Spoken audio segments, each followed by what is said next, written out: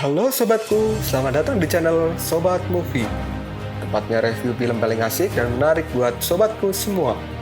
Yang baru gabung, silakan klik tombol subscribe ya dan nyalakan loncengnya supaya kalian tidak ketinggalan film-film seru yang Mimin upload.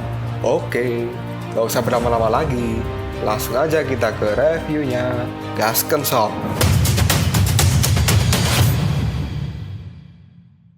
Hey, oke, sobatku terkeren, terkecil, terbaik, tersemuanya. Kita masih bersama Sobat Movie, channel alur cerita terasik sepanjang masa.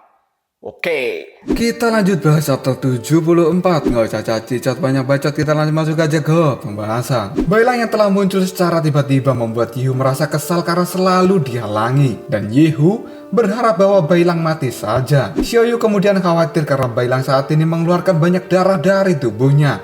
Yehu kemudian kaget bahwa luka Bailang sebelumnya telah menghilang dan seharusnya dia tidak bisa bangkit kembali. Bailang lalu berkata pada Yehu bahwa dia tidak akan mengganggu Yehu selama Yehu tidak berusaha memakan Xiaoyu, karena misi dari Bailang cuma satu, yaitu melindungi Xiaoyu. Dan pikiran ini akan selalu menyembuhkan luka apapun yang diterima oleh Bailang, sehingga Bailang bisa terus bangkit untuk menjalankan tugasnya. Yehu kemudian berteriak dan merasa bahwa kata-kata dari Bailang itu hanyalah sebuah gertakan untuk menakuti dirinya. Yehu kemudian mencabik-cabik dada Bailang dengan brutal dan darah dari Bailang kali ini muncrat kemana-mana. Tapi dalam sekejap saja, luka dari Bailang juga langsung menghilang oleh aura ungu yang ada di tubuhnya. Yehu kemudian memukul keras wajah dari Bailang, sehingga membuat Bailang bergeser dari tempatnya. Dan kini, seluruh luka Bailang pun telah menghilang. Kemudian Bailang berkata pada Yehu, "Apakah cuma itu saja kemampuanmu?" Yehu pun kali ini menjadi kaget,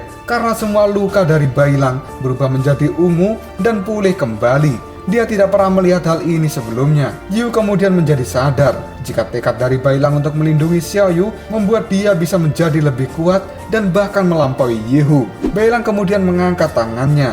Dia pun melompat dan menyerang Yehu. Kemudian saat ini, Bailang pun menggigit leher dari Yehu. Yehu pun berteriak kesakitan. Darah dari Yehu akibat gigitan dari Bailang kini berceceran kemana-mana. Xiaoyu pun kini memandangi pertarungan mereka berdua. Kemudian Xiaoyu berkata di dalam hati, walaupun saat ini Bailang tidak dapat memanggil bantuan dari jiwa naga Yuso, tapi sekarang jiwa serigala Bailang telah sangat kuat. Dan dia menjadi kebal pada semua luka di dalam pertarungan. Dan itu membuat Bailang berhasil melampaui kekuatan Yehu. Bailang pun makin keras menggigit leher Yehu, dan dia pun juga membawa Yehu masuk ke dalam semak-semak. Dan kini darah dari Yehu terus keluar dari tubuhnya. Bailang pun kemudian melempar Yehu ke udara, dan sekarang Yehu pun terjatuh dan kesakitan. Luka parah yang diterima oleh Yehu membuatnya tidak bisa bangkit kembali. Bailang kemudian berteriak bahwa dia akan segera membunuh Yehu dan kemudian memakannya. Hal ini membuat Yehu menjadi ketakutan. Xiaoyu pun kemudian berteriak cukup pada Bailang, karena Yehu telah kalah dan tidak bisa menyakiti Xiaoyu lagi. Kemudian Xiaoyu pun berkata pada Bailang bahwa saat ini Bailang masih memiliki tugas, yaitu melindungi Xiaoyu. Jika Bailang memakan Yehu, maka dia akan kehilangan Xiaoyu dan tidak akan bisa melanjutkan perjalanan ke barat. Bailang kemudian mengaum dan Yehu pun menertawakan perkataan dari Xiaoyu ini. Yehu pun melanjutkan perkataannya bahwa hal itu adalah wajar, yang kalah akan menjadi makanan untuk yang menang. Karena itu adalah hukum rimba. Yehu kemudian menantang Bailang untuk memakan dirinya. Bailang pun mendekati Yehu yang sudah tidak berdaya. Tapi mata dari Yehu tiba-tiba kali ini menjadi terbelalak. Bailang pun sadar dan dia tidak akan memakan Yehu. Bailang kemudian berterima kasih pada Xiaoyu karena Xiaoyu telah memperingatkan dirinya. Xiaoyu pun menjadi lega karena Bailang patuh dengan kata-katanya. Padahal menurut Biksu Tong, seseorang yang telah jatuh ke dalam kegelapan tidak akan mendengar perkataan dari siapapun. Kemudian Yehu mengejek mereka berdua dan mengatakan bahwa mereka adalah orang yang tidak punya otak. Xiaoyu pun kali ini memandangi Yehu dan merasa bahwa Yehu akan segera mati. Yehu pun akan marah pada Xiaoyu, tapi dia tidak bisa melakukan hal itu. Dan luka berat yang dia terima membuatnya tidak berdaya. Yehu pun kemudian mengomel. Dia tidak menyangka bahwa dirinya akan kalah dari dua orang idiot. Bahkan sekarang Yihu juga yakin bahwa Bailang dan Xiaoyu tidak akan bisa bertahan di jalur monster ini. Yihu pun kemudian tertawa dan dia pun kali ini memejamkan matanya. Xiaoyu pun terus memandangi Yihu dan dia saat ini mendekat pada Bailang lalu meminjam pisau Bailang. Kemudian Xiaoyu menggores tangannya dengan pisau itu. Darah yang keluar dari tangan Xiaoyu kali ini diteteskan pada mulut Yihu. Bailang pun kaget dengan apa yang dilakukan oleh Xiaoyu. Kenapa Xiaoyu malah akan menyelamatkan Yihu? Xiaoyu berkata bahwa dia tidak mau jika Yihu mati di tempat ini. Dan Xiaoyu juga menganggap bahwa dirinya, Bailang, dan juga Yihu sudah ditakdirkan untuk bertemu sejak lama. Karena pada saat itu Xiaoyu kecil yang sedang bersama Raja Naga Tianyu. Dia melihat sang harimau itu berada di puncak gunung salju. Dan ketika itu sang harimau terus memandangi Xiaoyu kecil. Xiaoyu pun kemudian mengingat kata yang diucapkan oleh kakek Tudi bahwa harimau ini juga berubah karena pengaruh dari Xiaoyu. Maka dari itu, Xiaoyu akan bertanggung jawab atas dosa dari harimau ini. Bailang kemudian mengatakan, tapi dia akan memakanmu. Xiaoyu pun menjawabnya, aku tidak takut karena aku merasa bahwa aku bisa menjinakkan harimau ini. Tak lama kemudian, Yihu pun sadar dan dia bingung karena dia belum mati. Dan sekarang, tubuh dari Yihu pun terikat oleh tali yang cukup kuat. Xiaoyu pun kemudian menemui Yihu dan dia bertanya, bagaimana rasanya kembali dari kematian? Karena akulah yang telah membuatmu tidak jadi mati. Yihu kemudian berteriak pada Xiaoyu, kenapa dia tidak membunuh saja dirinya. Hal ini membuat Yihu menjadi kesal. Yihu kemudian bertanya, sebenarnya apa yang akan mereka lakukan pada dirinya? Kemudian Xiaoyu menjawab bahwa dia ingin Yihu mendengarkan apa yang dia katakan. Xiaoyu juga akan memberi kesempatan pada Yihu untuk berubah dan melindungi dirinya bersama dengan Bailang dalam perjalanan ke barat ini. Yihu kemudian terus memandangi Xiaoyu. Dia merasakan bahwa aura dari Xiaoyu ini kembali mengingatkan dirinya dengan sang ibu. Dan Yihu merasa bahwa Xiaoyu berada di tingkat yang berbeda. Dia adalah seseorang yang sangat kuat. Yihu kemudian bersujud dan memanggil Xiaoyu dengan sebutan yang mulia. Dan dia akan patuh melakukan semua perintah dari Xiaoyu. Xiaoyu pun kali ini kaget.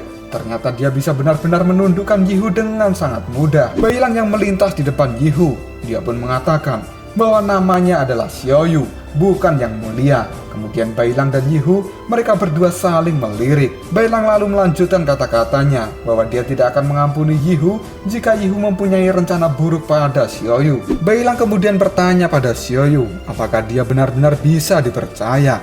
Xiaoyu pun menjawabnya tidak tahu, tapi dia memiliki keyakinan bahwa Yihu pasti akan berubah. Dan Bailang manut saja dengan apa yang menjadi keputusan dari Xiaoyu. Xiaoyu pun kali ini kembali naik di atas kayu yang dibawa oleh Bailang sambil memegangi tali yang mengikat tubuh Yihu. Dan mereka pun melanjutkan perjalanan. Dan sekarang Yihu akan patuh pada semua perintah dari Xiaoyu. Berhari-hari mereka menyusuri hutan horor ini. Dan akhirnya mereka bertiga pun berhasil keluar dari dalam hutan. Dan sekarang mereka telah sampai di tepi sungai yang besar. Xiaoyu kemudian bertanya, setelah hutan horor, tempat apa lagi yang akan dilalui? Bailang kemudian menjawabnya bahwa mereka akan sampai di kota kuno. Dan tempat itu bukan tempat yang berbahaya. Hal itu diketahui Bailang dari catatan yang ditulis di buku Biksu Tong. Xiaoyu kemudian merasa lega bahwa perjalanan kali ini mungkin akan lebih mudah. Bailang dan Yihu pun kali ini kaget dengan apa yang mereka lihat. Dan kita langsung berpindah ke tempat Shao Wujing. Saat ini Shao Wujing sedang duduk di tengah-tengah formasi batu. Dan sepertinya dia akan melakukan ritual khusus. Topeng dari Shao Wujing pun juga terlihat sangat serius. Dan sekarang posisi dari Shao Wujing ini berada di puncak bukit batu. Batu yang mengelilingi tubuh Shao Wujing satu persatu mulai bergerak. Shao Wujing pun mengatakan bahwa dia sudah menunggu saat ini cukup lama. Dan sekarang Shao Wujing merasa senang karena telah mencapai hal ini. Ternyata pada saat ini Shao Wujing sedang membuat portal yang akan menghubungkan dunia dengan alam baka. Shao Wujing pun terus membaca mantra khusus. Dan kini tubuhnya pun perlahan mulai lenyap dan menjadi butiran pasir. Dan butiran-butiran pasir itu pun kali ini telah berpindah ke suatu tempat. Dan tempat itu dinamakan alam baka.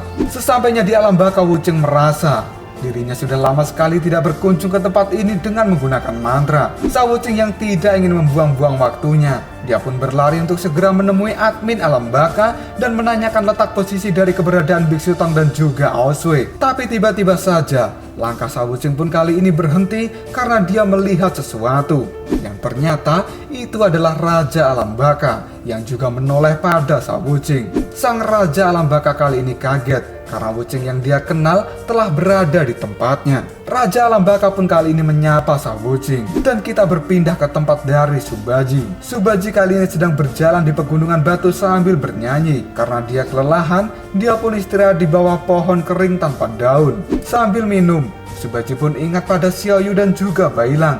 Dia berharap bahwa Xiaoyu dan Bailang bisa memaafkan kelakuannya yang telah meninggalkan mereka berdua. Hal ini dikarenakan Subaji takut jika dia harus memegang tanggung jawab besar yang sebelumnya tanggung jawab itu dipegang oleh Biksu Tong dan juga Sun Wukong. Dan sekarang Subaji pun mendoakan semoga Xiaoyu dan Bailang bisa selamat sampai surga barat. Tiba-tiba saja Subaji pun dikejutkan dengan sesuatu. Setelah dia menoleh, ternyata ada seorang manusia yang sedang diserang oleh monster. Para monster itu pun kini menghajar manusia itu dan mereka menghancurkan barang-barang yang dibawa oleh sang manusia. Subaji kemudian bingung kenapa ada manusia yang berani tinggal di jalur monster ini. Dan sekarang mereka pun harus berurusan dengan para monster gunung. Dan inilah yang disebut dengan kota manusia di jalur monster. Satu-satunya kota yang berada di tempat ini. Dan kota itu dihuni oleh 10.000 orang manusia. Para manusia di tempat ini menyediakan jasa untuk para monster sebagai imbalan bahwa monster ini akan melindungi kota mereka. Dan sekarang salah seorang manusia akan dibunuh oleh monster gunung dan mereka terlihat sangat ketakutan. Di tempat yang sama seorang manusia berteriak minta tolong karena dia juga akan diserang oleh monster gunung. Subaji yang mendengar teriakan wanita, dia pun jadi sumringah dan bergerak dengan cepat untuk menghajar semua monster. Wanita itu pun kali ini lega karena dia tidak jadi mati. Dan Baji pun muncul di depan wanita itu,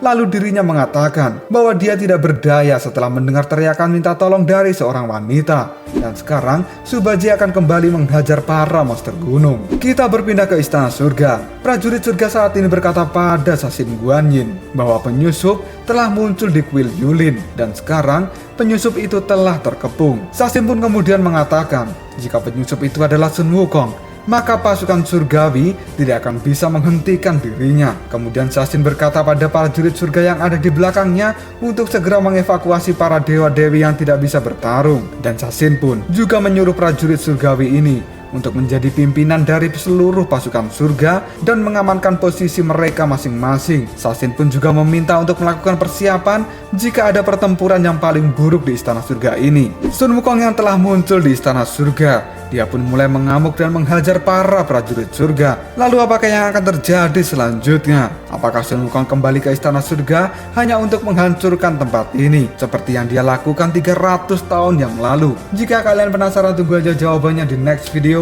Koprol Sob. Tetap stay di channel Sobat Movie dan jangan lupa klik subscribe, like, dan share ke teman-temanmu agar channel ini dapat berkembang dan menghibur kalian semua. See you next tomorrow. Bye-bye.